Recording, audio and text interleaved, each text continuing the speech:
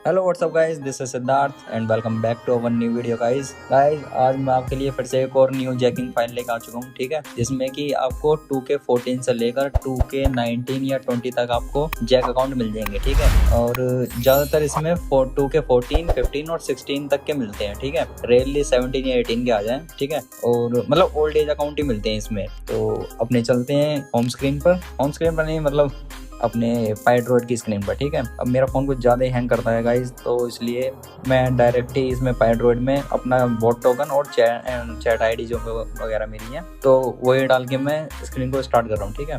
तो करते हैं स्टार्ट। तो देखिए आ गए हम गाइज अपनी स्क्रीन पर, ठीक है, और करते हैं इसको रन। देखिए मैंने रन कर दिया है, ये स्टार्ट हो गई है, ठीक है गाइज। अब देखते हैं इसमें जल्दी आएंगे। ये फास्ट हिट वाली है गाइस, ठीक है, फास्ट हिट भी है और ओल्ड एज अकाउंट भी मिलते हैं इसमें। तो कुछ देर तक तो आपको ये 0-0 दिखाएगा, फिर बाद में ठीक है आने लगेंगे इसमें हिट्स वगैरह।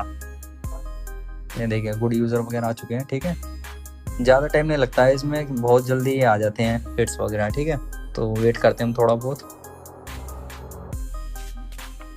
गाइस देखिए पहला हिट तो हमारा आ चुका है, ठीक है, 24 पर ही आ चुका है।